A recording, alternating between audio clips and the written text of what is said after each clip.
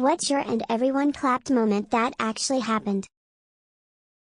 I was 9 years old and on holiday in France. My family and I were at a small atypical town fair and I had the opportunity to ride some horses, something I had never done before.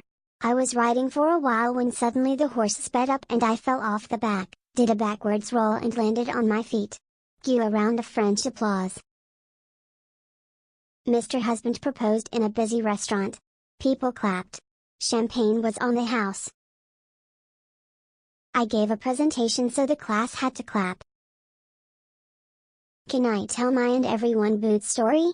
I was at the Grey Cup when I was 11.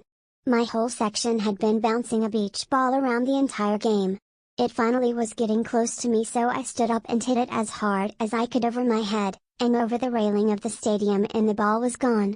That ball had been going for hours. Everyone around me, including the adults, stood up and started booing me, an 11-year-old kid. I sat down but my brother and I could not stop laughing at how ruthless these adults were being to a child.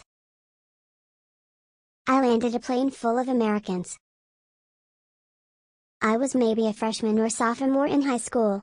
My school used to have this system where on Thursdays you would go to a classroom to watch a PowerPoint about bullying or drugs or something. One time we were shown a bullying presentation, and one slide had signs you're being bullied in the form of bullet points asking if these things happen to you.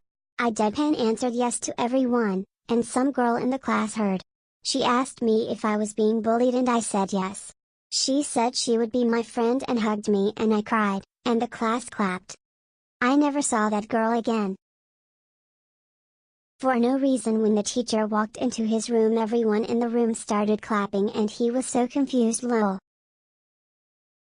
In the 9th grade, I was getting up to give a presentation, and tripped over my backpack while squeezing past a desk.